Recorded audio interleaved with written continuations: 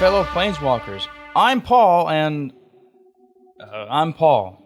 I'm stepping in this week for the deck tech for the week. You're probably used to James putting up videos, but James is busy with some side projects, so we talked and decided that it would be just about my turn to go ahead and step in. So today I am bringing you Trelasarra Moondancer. And this is actually a deck that I wanted to put together anyway, and I thought I may as well share my thought process, my includes, and kind of guide you on maybe some ideas for your own Trelasarra deck if you're interested in that. Trelasarra, you may have noticed from the episode we did on the D&D set, Adventures in the Forgotten Realms, that I was pretty excited about Trelasarra because it's actual payoff for life gain that isn't just getting big. You also get to scry one. And there are a lot of incremental effects in white to do that. Soul Sisters being one of the most prominent ones. There's actually a whole modern deck that features these Soul Sister cards, and I used to play that. So when I saw Trelasarra, the gears started turning, Scrying one repeatedly kind of lets you pick the best cards in your deck, and for that reason, you'll see a lot of interesting choices in here. Namely, the first one, and I'm just going to go ahead and fire this off right now. There's no Soul Ring, there's no Arcane Signet, there's no ramp at all in this deck. Trelasarra is 2 mana, just a green and a white, for an Elf Cleric 2/2. Whenever you gain life, you put a +1/+1 counter on Trelasarra, and you scry 1. We're just going to be looking to gain a bunch of life. Fortunately, a lot of the cards that do gain life are relatively cheap in terms of mana. So we can get away with fewer lands than I would usually run, as well as the fact that Trelasarra is just a 2-drop. So no ramp here, not even a Soul Ring, because Trelasarra is exactly a green and a white. But with that being said, let's go ahead and just break this down card for card. And I'm going to go ahead and talk about these 2 random creatures just sitting over on the right side here. So first of all, we have Conclave Mentor, green and a white for a 2/2 Centaur Cleric. If one or more +1/+1 counters be put on a creature you control, it gets an additional +1/+1 counter as well. And when it dies, you gain life equal to its power. This kind of fits both themes of the deck. A, it makes Trelasarra get bigger quicker. And B, when it dies, you gain life, which triggers Trelasarra, as well as various other things in the deck that care about gaining life. And finally, we have Sun Titan. And I actually added this literally about maybe 5 minutes before I started recording.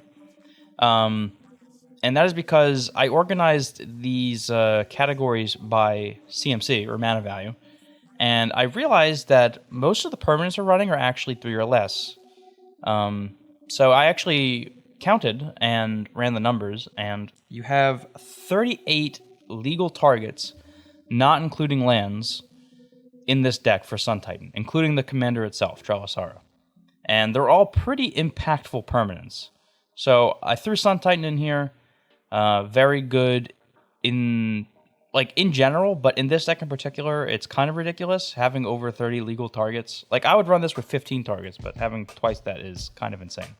We'll start off with the boring stuff, so to speak. We have our protection/evasion package here. We have Rogue's Passage because we want Trelasarra to connect. Hopefully Trelasarra will be quite large. We have Commander's Plate. Makes Trelasarra a little bigger, also gives Trelasarra protection from black, blue, and red. Black and red being pretty relevant, blue a little less so. Lightning Greaves and Swiftfoot Boots, very popular cards. I'm not popping any of these up right now because these are cards that people have probably seen a lot by now, and I don't want to take too much time talking about very common cards.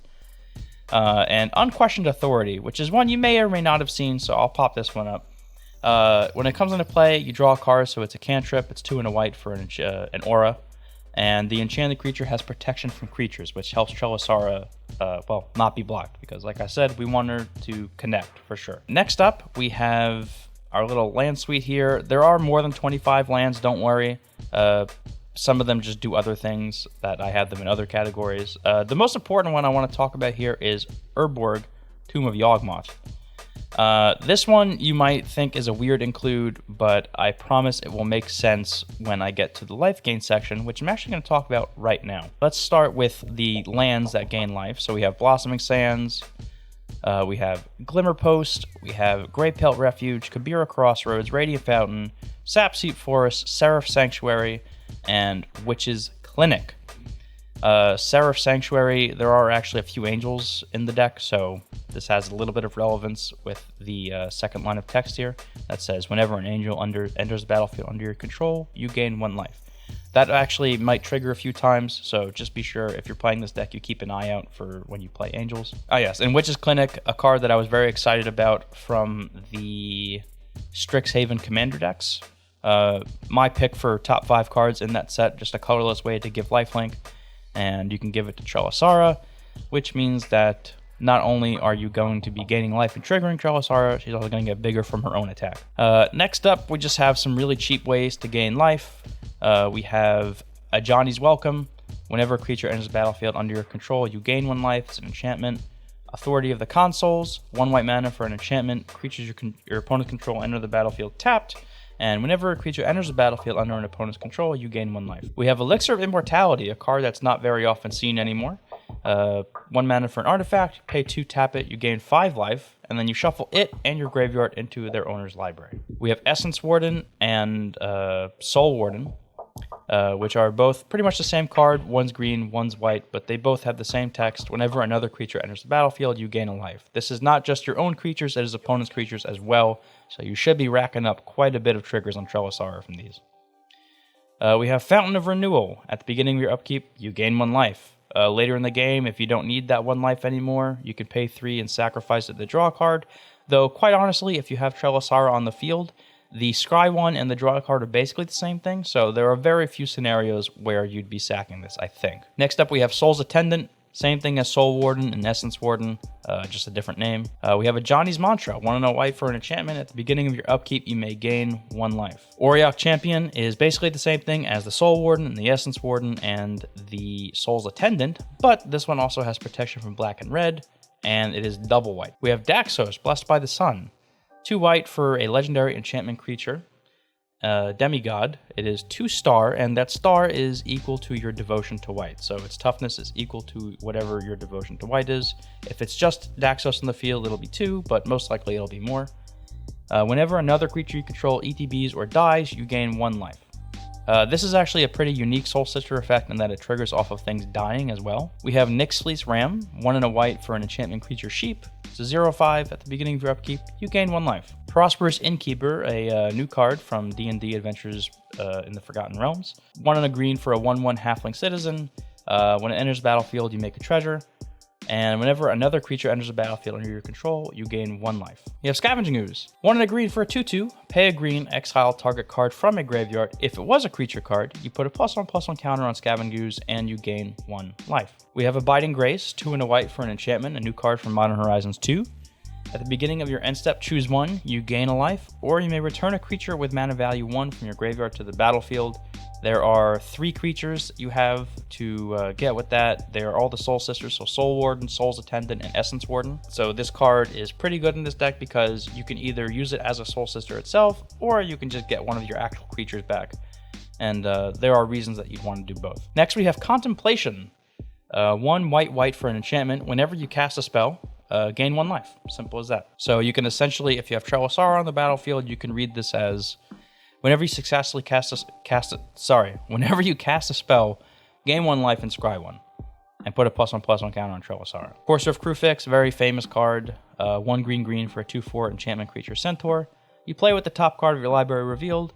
You may play it if it's a land, and whenever a land enters the battlefield under your control, you gain life. We have Deathgord Scavenger, very similar to Scavenging Ooze. 2 and a green for a 3/2 dinosaur. Whenever it enters the battlefield or attacks, you exile a card from a graveyard. If you exile a creature, you gain 2 life. If you exile a non-creature card, then Deathgord Scavenger gets +1/+1 till the end of the turn. We have Life Gift, which is 2 and a green for an enchantment. Whenever a land comes into play, you may gain 1 life. Note that unlike other effects of this nature, this is whenever any land comes into play. Yours, your opponent's, doesn't matter, you get to gain a life. We have Pristine Talisman. This is the only source of ramp in the deck, though really it's just coincidental. It's mainly for the ability to gain 1 life repeatedly. We have Roots of Life, and this is actually the reason why we're playing Urborg in this deck. It is 1 green for an enchantment.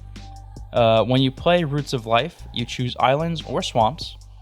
Whenever a land of the chosen type that an opponent controls that's been eroded becomes tapped, you gain 1 life. Now, I apologize if you hear the birds outside. There's cranes that stop by here. When you have Urborg out, that means that all your opponent's lands are swamps, which means that you would just choose swamps on this card, and then every time an opponent taps one of their lands, you gain a life. Those are each individual triggers, which means if an opponent taps 3 lands, you have 3 triggers, which means that Trelasarra will trigger 3 times. Now, obviously, if you don't have Urborg, you can just play this on islands if there's mostly blue players, but blue and black are 2 of the most popular colors in our format. I would say green is also one of the more popular ones, but chances are that this will have a live opponent at the table for you to gain life off of. All right, next we have Sword of Light and Shadow. I did also have Sword of War and Peace in here, and it was actually tough to decide between the 2. Ultimately, I went with Light and Shadow because protection from black is more relevant than protection from red most of the time. Equipped creature gets +2/+2 and has protection from white and black. And whenever the equipped creature deals combat damage to a player, you gain 3 life, and you also get to get a creature back from your graveyard to your hand. We have Unflinching Courage. Again, I also did have Armadillo Cloak in here, which is basically a redundant version of Unflinching Courage, but I had to get rid of it for space concerns. It is 1 green and a white for an aura, and the enchanted creature gets +2/+2, trample, and lifelink. Obviously, making Trelasarra bigger with lifelink is cool, as well as the +2/+2, but mainly the trample is very nice to make sure that Trelasarra can get in there and do some real damage. We have Leyline of Vitality, which is an enchantment for 2 and 2 green, but if it's in your opening hand, you may begin with it on the battlefield. Creatures you control get +0/+1, so they get a little bit bigger in the booty. But whenever a creature enters the battlefield under your control, you may gain 1 life. Next, we have Righteous Cause, 3 and 2 white for an enchantment. Whenever a creature attacks, you gain 1 life. This is not just your creatures, this is opponent's creatures as well. And just like the Roots of Life before, each attack is a separate trigger, which means that if 3 creatures attack, you get 3 triggers of this, which means 3 triggers on Trelasarra. Next, we have Sunscorched Regent, which is 3 and 2 white for a 4/3 dragon with flying, and whenever an opponent casts a spell, you put a +1/+1 counter on it, and you gain 1 life. So that is all the ways we have to gain life in here. There's 33 total, you can see at the top here. There was like 50-something, but again, I had to make cuts. It was a lot harder than you would think it is. There's a lot of different life gain effects. Some of them are more consistent, some of them are more spiky. Like Boon Reflection was in here, Rock's Faith Mender was in here, but ultimately I decided that they weren't that important. Really, we're just trying to focus on consistent life gain to trigger Trelasarra, because we are trying to get to our combos, which I'm not going to talk about yet. We'll talk about those last. All right, now with all this life gain, you might be thinking, all right, what's the payoff, Paul? Why do we care about gaining life? Well, other than Trelasarra, we have Resplendent Angel, which is a flying 3/3 angel for 1 and 2 white. At the beginning of each end step, if you gained 5 or more life this turn, create a 4/4 white angel creature token with flying and vigilance. It also has an ability for 3 and 3 white. Till end of the turn, it gets +2/+2 and gains lifelink. So this is actually a self-recursive threat. It can trigger its own static ability, or triggered ability rather. Next, we have Trudge Garden, a card that I thought was absolutely bonkers when I first saw it, and it does seem like it should do that job here just fine. 2 and a green for an enchantment. Whenever you gain life, you may pay 2 generic mana. If you do, you make a 4/4 green fungus beast creature token with trample. Note that this triggers off of each instance of life gain. So if you gain 1 life 3 times, if you've got 6 mana lying around, congratulations, you can make 12 power and 12 toughness worth of trampling creatures. Honestly, it's kind of like an enchantment version of Girid, except instead of rhinos, they are fungus beasts. Now that I think about it, there was a card when I was looking for things to put in here that lets you sacrifice a beast to gain 4 life. I think it was some kind of Baloth that would actually be pretty good with this because it's making beasts, which means that if one of them would die anyway, you would sack them. Whatever. Next up, we have Cradle of Vitality, 3 and a white for an enchantment. Whenever you gain life, you may pay 1 and a white. If you do, you put a +1/+1 counter on target creature for each 1 life you gain. Now, obviously, this is better with bigger, burstier life gain, like if you're gaining 4, 5, 6 life at a time. If you've got the extra mana line around, you can use it if you want just to put like 1, maybe 2 +1/+1 counters on a creature. Next, we have Lethiel, the Bounteous Dawn, 2 a green and a white for a 2/2 unicorn with lifelink.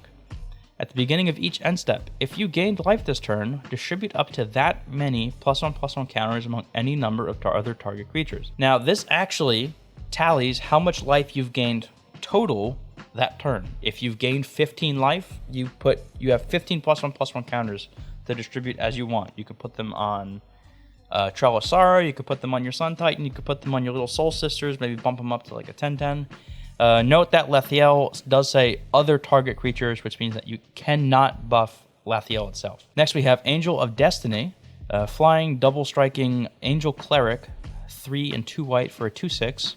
Whenever a creature you control deals combat damage to a player, you and that player each gain that much life. Oh, well, that's nice of us. But at the beginning of our end step, if we have at least 15 life more than our starting total, so in our format that would be 55 most of the time, each player Angel of Destiny attack this turn loses the game. So that's just a way to kind of close out the game if things are getting a little stalematey for our liking. Blossoming Bog Beast is 4 and a green for a 3/3 beast. Whenever it attacks, you gain 2 life.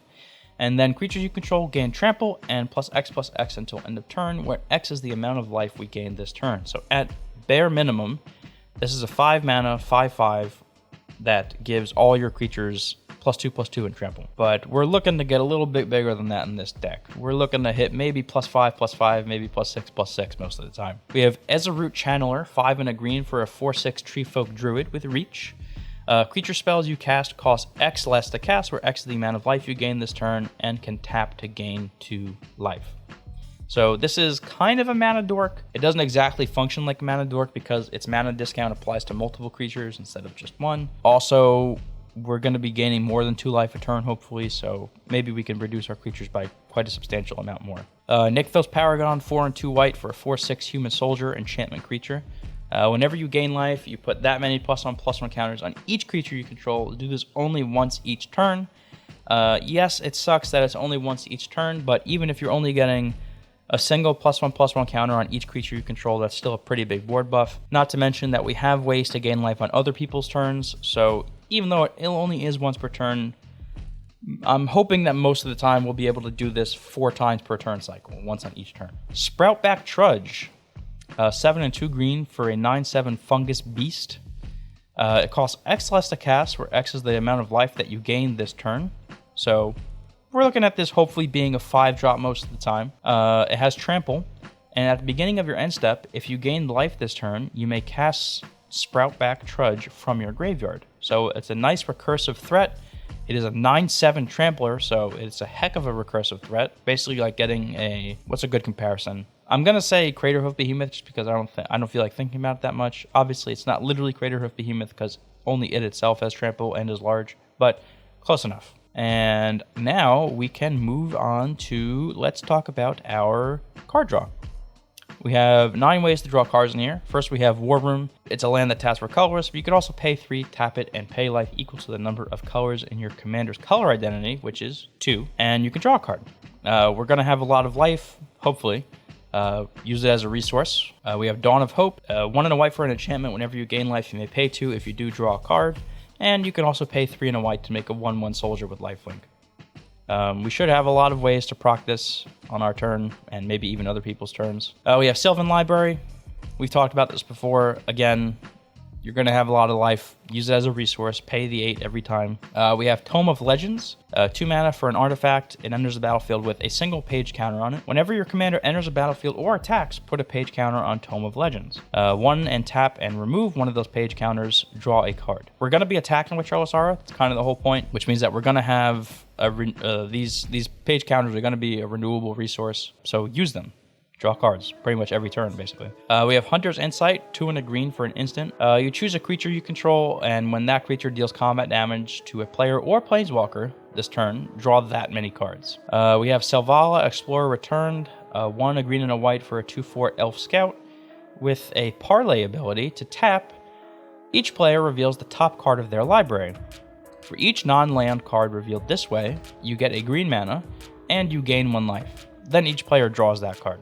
We have Cosmos Elixir, and by the way, you'll notice that some of these gain life, even though they're not in the life gain category. That is just because they fulfill one purpose better than the other. Just a personal preference thing, but we have more, like, we're probably bordering on over 40 different ways of gaining life here. We have Cosmos Elixir, 4 mana for an artifact. At the beginning of your end step, draw a card if your life total is greater than your starting life total. Otherwise, you gain 2 life. Hopefully, most of the time, our life total is greater than our starting life total. But with Trelasarra, this is basically always draw a card, because if you have less than your starting life total, you scry 1. If you have more than your starting life total, you draw a card. So win-win situation there. Then we have Well of Lost Dreams, 4 mana for an artifact. Whenever you gain life, you may pay X, where X is less than or equal to the amount of life that you gained. So if you gained 5 life, you can pay 1, 2, 3, 4, or 5 mana. And if you do, you draw that many cards. Finally here, we have Elder Gargaroth. Honestly, this one's kind of a just an overall beater. Wasn't really sure where to put it. It's 3 and 2 green for a 6/6 beast with Vigilance, Reach, and Trample. Whenever it attacks or blocks, you choose one. You can either make a 3/3 beast, gain 3 life, or draw a card. Most of the time, I'd probably choose to gain the 3 life, because it's pretty similar to draw a card in functionality in this deck. You know, again, that's a matter of personal preference. Next, we'll talk about our removal. Honestly, we are a little light on removal. This deck could probably do with some more. We have Nature's Claim. James has talked about this card a lot. 1 green for an instant, destroy target artifact or enchantment its controller gains 4 life. You could use it on yourself theoretically if you wanted to gain that life to trigger Trelasarra. Next, we have Path to Exile.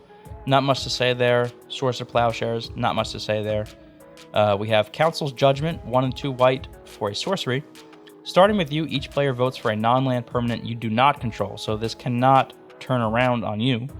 You exile each permanent with the most votes or tied for the most votes. Most of the time, this is getting 1 thing. Occasionally, very rarely, it can get 2 permanents. This is a very versatile card because it can get enchantments, artifacts, creatures, planeswalkers. Doesn't matter, as long as it's not a land. Next, we have Knight of Autumn, 1 a green and a white for a Dryad Knight 2/1. When it enters a battlefield, you choose one. You can either make it into a 4/3, you put 2 +1/+1 counters on it. You can destroy an artifact or enchantment, which is great, or you can gain 4 life. Usually that gain 4 life is literally irrelevant, but actually in this deck, that is not a bad option to pick for this card. Next, we have Fracturing Gust, 2 and then 3 hybrid green-white. For an instant, destroy all artifacts and enchantments. You gain 2 life for each permanent destroyed this way. So kind of a nice little hybrid of removal and life gain. Also worth noting that this is artifact and enchantment global removal at instant speed. Not something that you find very often. I guarantee you that you'll catch some people by surprise with this. Finally, we have Slash the Ranks, 3 and 2 white. Destroy all creatures and planeswalkers except for commanders. It was kind of difficult to fit board wipes in this deck. This was the one that I found that fit the most because you get to keep Trelasarra. You could theoretically run other wraths in here if you had a way to like make Trelasarra indestructible, if you had like a Teferi's Protection in here, which I don't have. Trust me, I know, like I said, it was difficult to kind of move this list around. But yeah, this is ultimately what I decided on. All right, we've gone over pretty much everything except the combos in the deck. And this is actually how I originally imagined this list, was a combo list, because being able to scry one that much means that you can pretty much pick whatever cards that you want. You know, ideally, we are going to be scrying a lot. So if Trelasarra doesn't kill people, we do have some combos in here just to make sure that we can get that job done.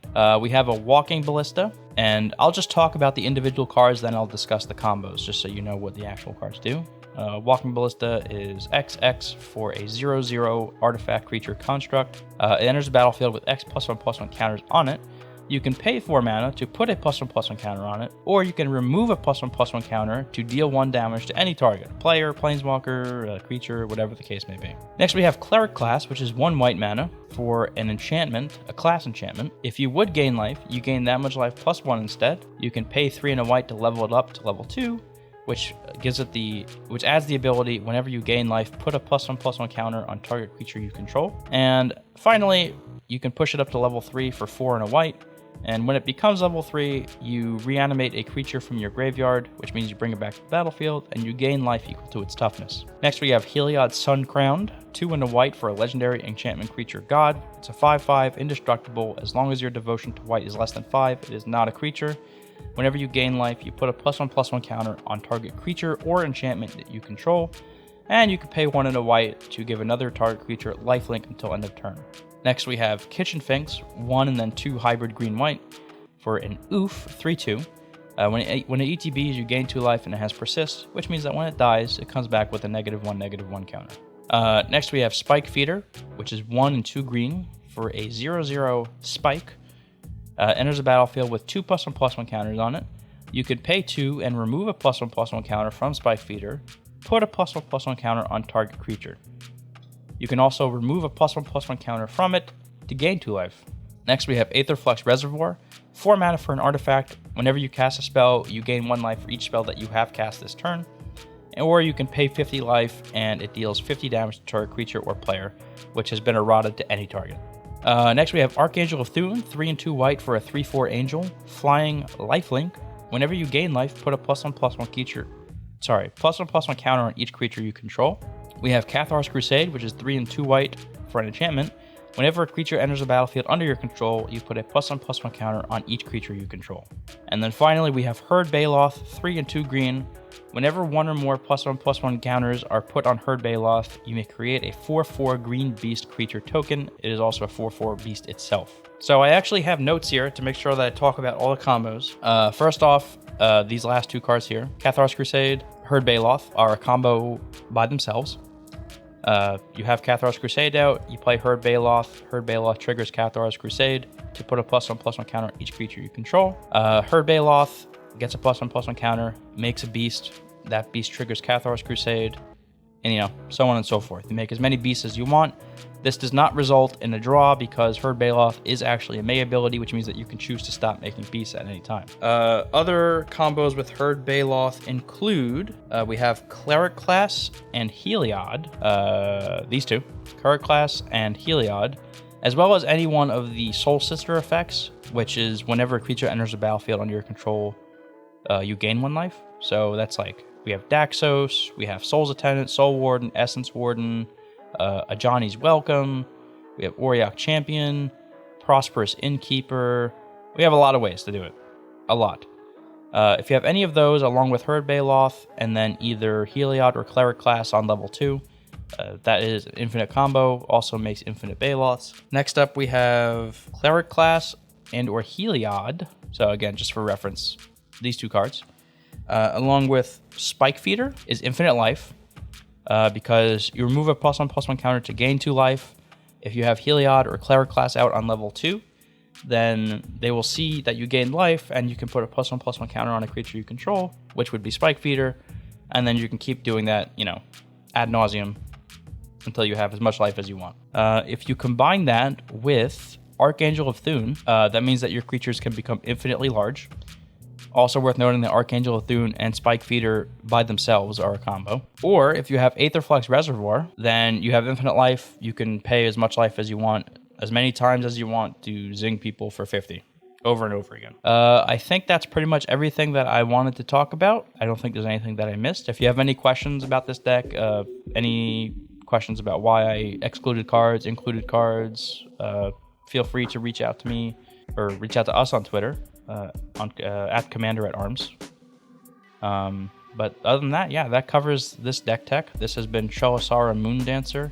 You'll notice that I only had like 1 fetch land in here, and I could have put like Dragon Lord Jamoka in here. There's no Teferi's Protection. Build the deck how you want. You don't have to build it the same way as I do. This is just some guidelines. Maybe there's some cards in here that you didn't know existed. Some spicy little tech, maybe like the Roots of Life Urborg you liked. But at any rate, I hope you enjoyed this video. Maybe I'll do another one sometime soon. It's difficult for me to... I don't get inspired as often as James does to build decks. It really takes a lot. But I was really excited to see Trelasarra. So I hope I put together a good show for you.